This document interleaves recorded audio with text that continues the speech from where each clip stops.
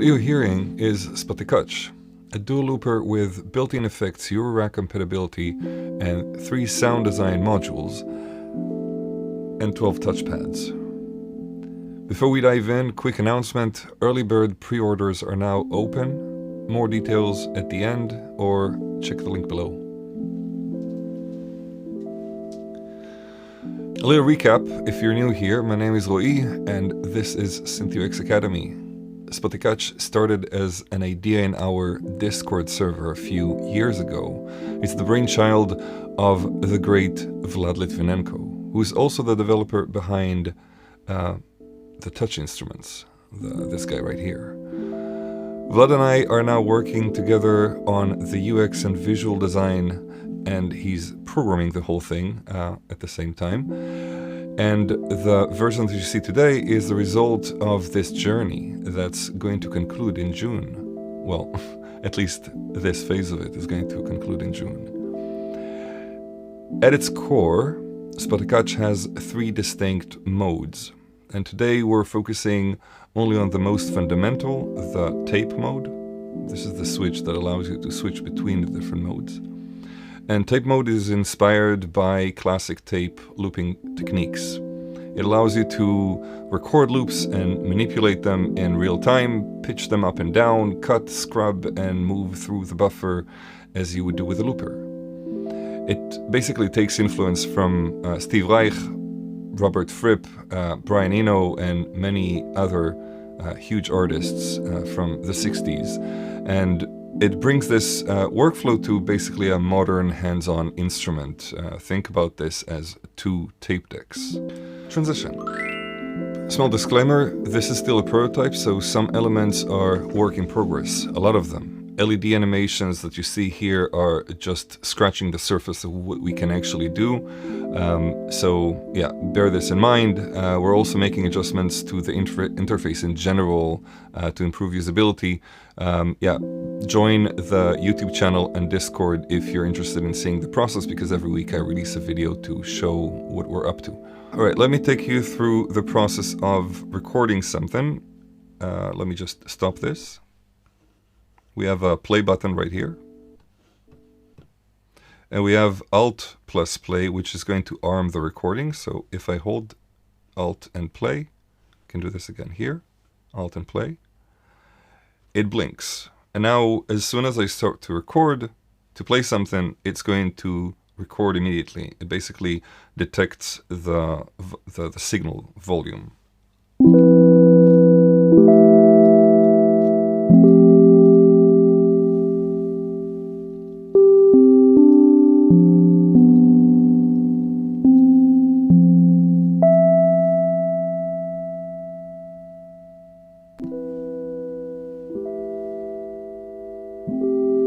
I have here a mix knob.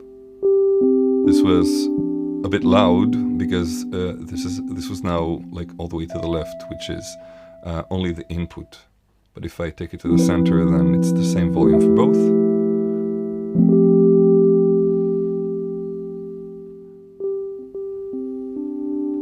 Now, once the loop is recorded, I can reverse it simply by tapping here.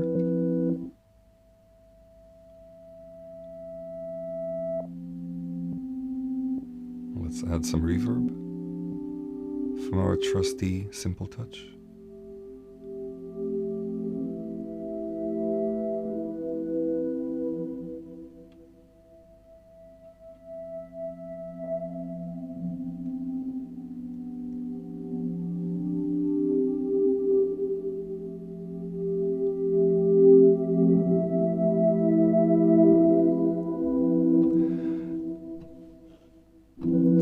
We can also, let's turn off the reverb, shape the size with this knob right here.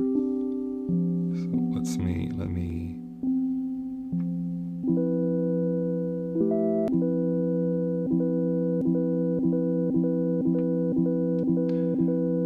and then with the envelope we can shape the amplitude further.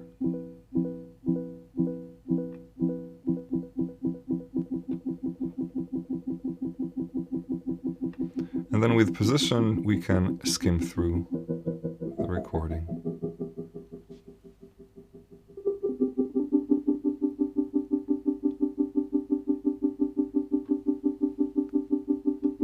And of course, we can also pitch down, because half speed is the best speed.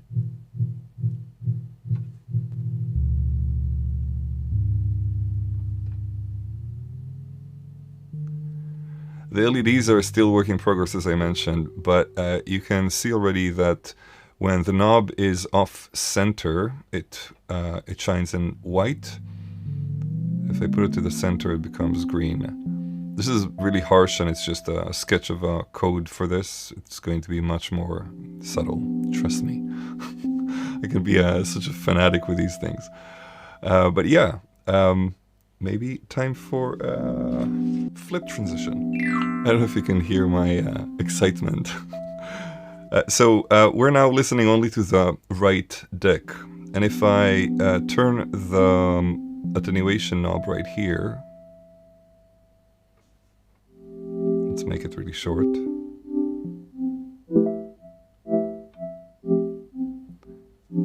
I'll turn this off. So you see, now I'm just getting a loop. It's a constant loop on this position. But if I turn this knob right here, this is a modulation source, and this is another modulation source. Again, the interface is going to be improved a little bit because this looks a bit intimidating.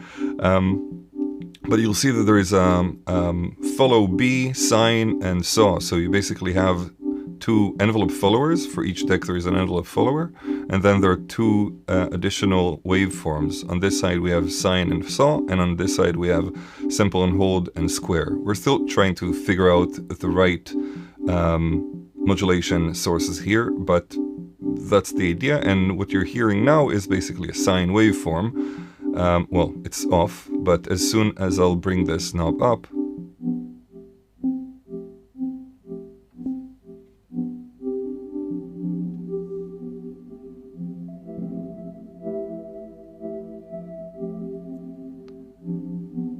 it is hardwired to the position, which I can imagine is a bit confusing because you don't really see any connection to position, and that's okay, because it's not going to be hardwired to position in the unit that you're going to get. There are these jacks right here, so you could basically patch this to wherever you want. And these modulation sources are actually sending out a signal that is your rack level, so you could also use these modulations for anything in your system.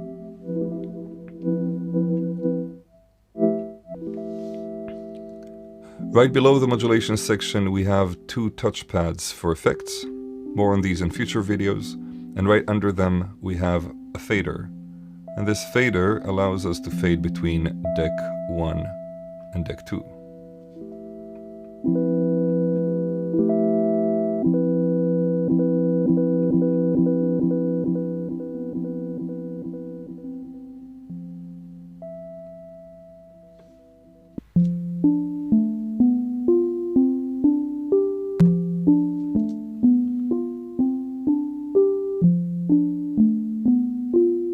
Make this a bit shorter, so we're gonna get some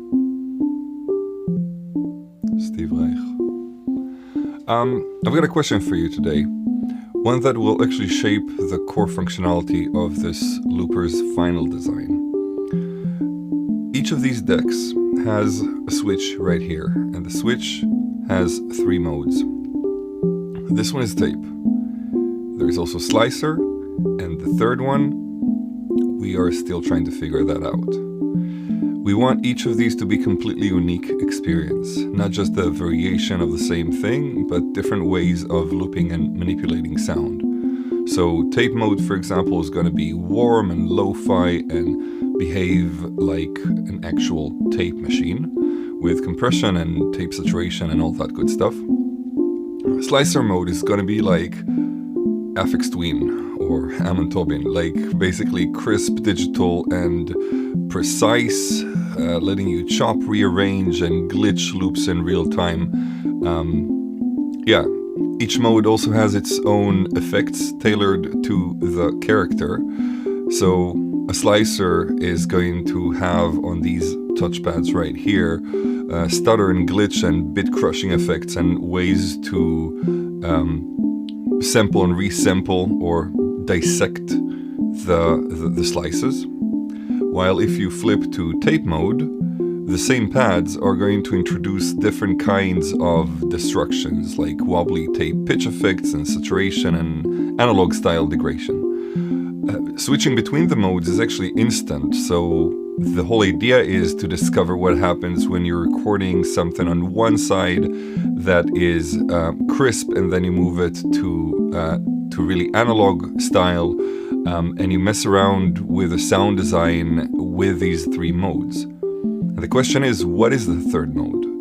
We need the third mode to be as distinct and unique as these two. So one idea we've explored, and it's still, we need to develop this, but it's basically stacking 4 tape delays, each recording and playing back in a rhythmic relationship to one another. This could create overlapping, evolving soundscapes with multi-layers, sort of like a granular synthesizer, but longer.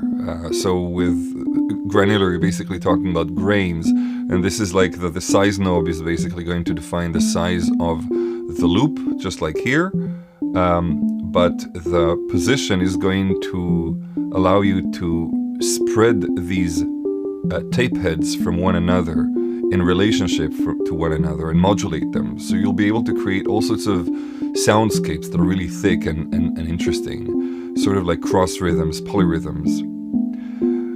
Yeah, but maybe there is a better idea.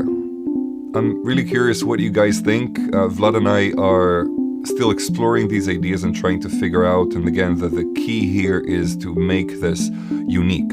Just like a slicer is a very unique looping technique, and working with tape is a very unique looping technique that's going to lead to different results, the third one should also be as unique. Think how you actually use loopers and delays, and if you could merge 3 different looping styles into one instrument, what would that be like? What kind of a workflow you wish existed and doesn't yet? Drop me a comment below and we'll try to see if we can make it happen.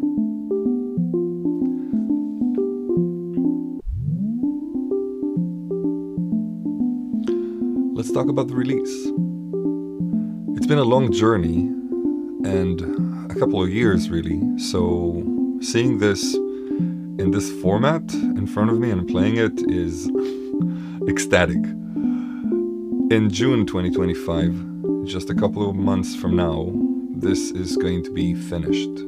And we're going to have 20 units in the first batch. That's basically what I can commit to at the moment, because I am the one building all these units by hand, assembling them by hand. By the way, if you saw my video about the enclosures, we actually found 2 manufacturers in Europe. So it's either going to be produced in the Netherlands, literally an hour away from where I live, or in Riga in Latvia, where Erika Synths are producing their enclosures. So this is really amazing that we can actually afford paying people locally. Yes, it costs much more than doing it overseas, but I think it's really important that each of these pieces feel as good as this instrument sounds and its possibilities, its endless possibilities. These 20 units are going to be on sale from today, and you can click the link below to join the community to gain access to the pre-order page. Keep in mind that the price is still, we're still trying to figure it out. So the price that you're going to see now is lower than what it's actually going to be when we release the instrument officially in June. Yeah, so it's, I guess, sort of a Kickstarter. The first 20 units, that's also actually going to help us a little bit with the production the last push of the production. So when you're buying it now, you're basically putting your trust in us. And we hope that we proved already that when we commit to something, we actually deliver. But yeah, we are asking for your trust. This is going to shift and change, and you are going to be part of the process. Here on YouTube every week when I release these videos, and you can share your feedback, but also as someone who joins and buys one of these first 20 units, you'll have a special spot on in my mailbox for you to share your suggestions, and I really hope that I'll be able to accommodate everything. Yeah, I'm super excited about this. I really appreciate your support.